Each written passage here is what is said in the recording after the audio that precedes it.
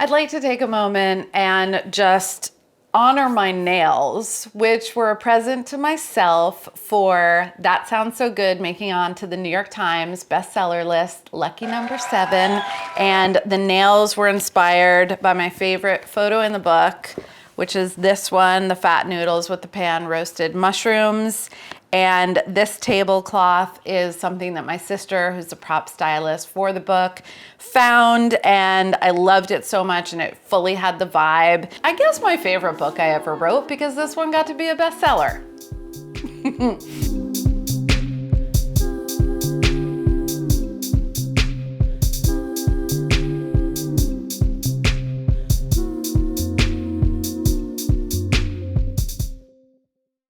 Hello humans, it's Carla. I am here in my kitchen with another recipe from That Sounds So Good. This one it's a fan favorite even though the book just came out. It's the spaghetti with melted cauliflower sauce.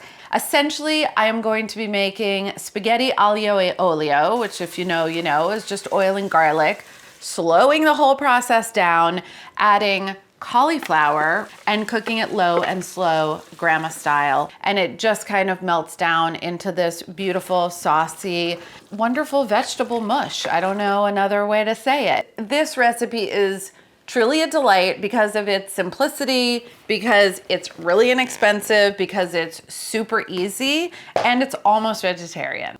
What more could you ask for? My favorite vegetable of all time, Romanesco, are just popping off right now. So this is what this dish celebrates. You can use any cauliflower that you find, and you could even use broccoli. So I have a beautiful white cauliflower here, gorgeous orange cauliflower. I'm gonna use the Romanesco because it is going to behave like a cauliflower. And if you find a Romanesco and you haven't had one, highly recommend. First of all, they have fractals. What has fractals? Like Fraggle Rock, literally, is a world in which a fractal vegetable would exist. So it's Fraggle vegetable. It's a fractal. Are we hearing? Are we getting this? Okay, so it's a little over a pound. When I chop it up, I'm just gonna set a little bit aside and I'm going to blitz the rest. This recipe is in the Friday and the Weekend section of the book because it has a low and slow kind of preparation, but it's only 35 minutes that the cauliflower cooks for, so I do think this is a great weeknight dish. I made it for my very own family, like last week. Essentially, we're gonna go to almost a cauliflower rice consistency. It's very obvious looking at this Romanesco how fresh it is because the leaves are so green and vibrant, and the stalk is like extremely juicy and crunchy. I think some of this leaf is really nice. Pretty finely chopped. Essentially, it could be as rough or as fine as you want it to. This is just opening up more surface area to make it smaller. It will cook faster. If you start with chunkier pieces of florets, they will eventually get there as well and fall apart. Other little bit of prep that I'm gonna do, I'm going to finally dice this white shallot that was in my CSA box. So if you didn't have a shallot, it follows that you could use a small red onion, you could use a quarter of a yellow onion, you could literally use a leek, you could use any allium that is lying about your house.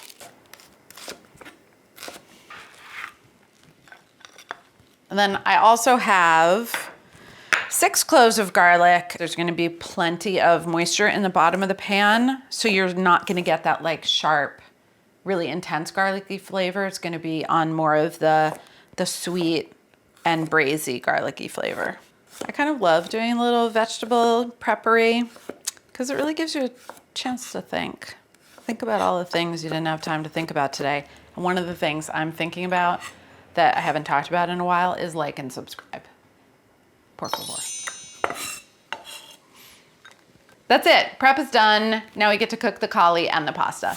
Welcome to the pasta making power duo. We've got the tall pot over there, essential piece of equipment, so good for so many things, especially great for cooking pasta. And then I also really love to use a Dutch oven when I'm making, any kind of pasta with a sauce, because you can make your sauce in the Dutch oven, and then it's got all of this vertical real estate, so that when you take your pasta and put it into the sauce and start tossing it to really coat it and make a beautiful sauce, it's not gonna go up and over the sides. It's contained. You can be vigorous with it. You can move everything around. You can add pasta cooking water to it. It really works out really well.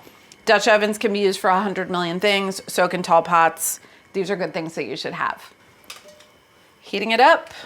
There is half a cup of olive oil in this dish. It's gonna seem like a lot, and it is a lot. And the reason that it's a lot, and it needs to be a lot, is because this is essentially going to make like a braising liquid for the cauliflower. It is olive oil that is coaxing out all of the flavor. It becomes an essential flavor in the dish, and it is also what creates this like really beautiful veg-based braising liquid in the pot. First, I've got my shallots, the garlic,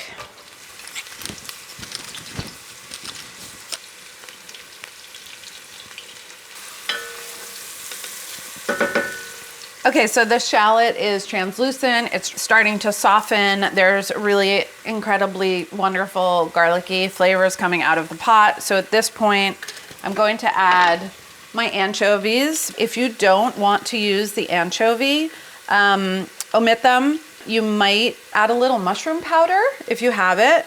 You could also, at the end of the cooking process, add some drained capers, which will kind of deliver some of that salty flavor that you get from the anchovy. You could also use a few dashes of the vegan Worcester, aka Worcestershire sauce. But cauliflower and anchovy are a really fantastic combo. Okay, at this point, that anchovy is like completely disintegrated. Upon further inspection, I have determined that some of my Romanesco was chopped this shape and a lot of it was that shape. So all of the shapes are welcome here. Everybody is coming to the party. Doesn't look like so much oil now, does it? Oh my God, I could literally just eat a bowl of that. To this, I'm going to add some mild chili flake. This is Aleppo chili that I'm using. I love Aleppo. It's got a great flavor, but if you can't find it and you have gochugaru, even though that's a Korean chili flake and this is a Syrian chili flake, this particular Aleppo is really fantastic. You can see how vibrant it is. You can get this Aleppo as part of my caddy kit that I'm doing with Foxtrot. Little caddy over here. Olive oil is part of that. Everybody needs a caddy, you know what I mean? We are coated with oil, though I didn't season with salt yet, so let me do that. I need to salt that pound of Romanesco that went in. One of the real big benefits of having the Dutch oven is this tight fitting lid. So the way that Dutch ovens, the lids are designed is that the steam from whatever you're cooking is going to come up on the surface of the underside of the lid and then drip back down onto the vegetables. So all of the moisture that the vegetables are releasing while they're cooking is gonna get trapped in there. It's gonna marry with your olive oil. It's gonna marry with all those vegetable flavors, and it's gonna become like saucy little braise. Heat's medium. All I need to do at this point is check on this guy every 5-ish minutes and give it a stir. Now I have another inactive moment when that is cooking itself, so I'm gonna do the rest of the little busy things. This is Parmigiano. If you don't have Parm, Grana Padano is actually a cheese that doesn't get enough credit. And if you really don't want any cheese, you can leave the cheese out completely. The dish is totally delicious without it also. So I'm grating about half a cup, which is going to help build the sauce. And I'm gonna use lemon juice at the end. So set that aside. And I'm gonna turn on my pot of pasta water so that when the cauliflower is ready, the noodles can go in. Some amount of minutes have elapsed. I'm gonna check on the Romanesco.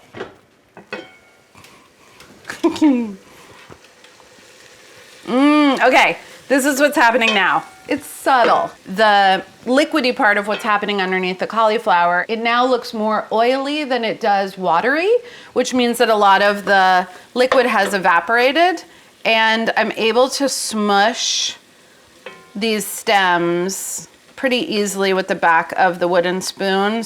Now these bigger pieces kind of disintegrate. I think we're close. We're not 100% of the way there. I'm gonna get the water up to boiling. The pasta's gonna take about 8-ish minutes. So somewhere in the time of the water coming to a boil and the pasta being cooked, I think is gonna land us at a good cauliflower Romanesco place. All right, I have boiling water. I'm gonna add salt. Figure about 1/4 cup for 6 quarts. And let's have a cruciferous check. Okay. You can really see it now where the oil is starting to pool and kind of come back out of the vegetable. And that is a beautiful thing that I wanna see. And it is also a signal that we are close to the end of the cooking process. I've achieved a wonderful state of rapid boil.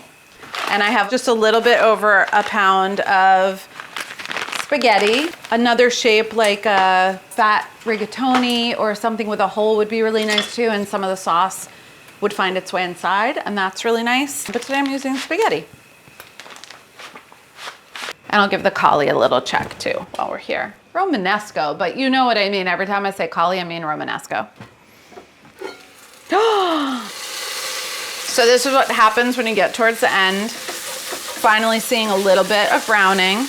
It's definitely an indication that that moisture is cooked off, and just a beautiful state of mush. I'm gonna turn the heat off and keep it covered. She's done. She's waiting for him. It's gonna be great. I'm gonna use a spider to transfer these things over. You can just dump into a colander if that's the equipment that you have, but before you do, save about 1 cup to 1.5 cups of the pasta liquid. The heat is back on under here because I want there to be some cooking happening. Not most of them. Pasta water, pasta, cauliflower sauce.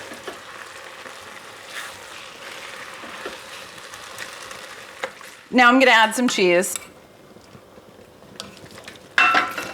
This texture is really, really nice to me.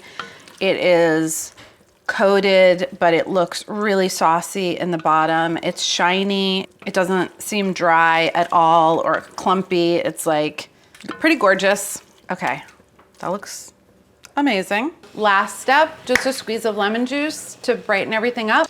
A little boublage, a little lemony, delicious. This is ready to plate. I have been joined by my expert taster, me, and offspring. So that, yeah.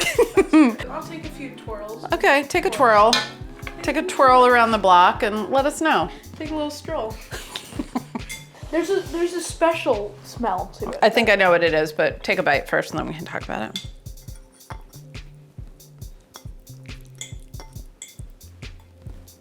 So I think what you're smelling is the anchovy. Mm-hmm. How do you feel on spice level? Spicy for like an unborn child. Like it's pretty perfect. I will also mention that if you have any garlic crunch crumbs that have been laying around since when you made the low and slow spiced chicken legs with crunch crumbs. Reduce, reuse, recycle. I love this dish. I think it's great. It's a family favorite-ish. Family good. Family good. Super easy, easy breezy, super tasty. Add some lemon squeezy. And I'll see you in the next video. Bye. Bye. Bye.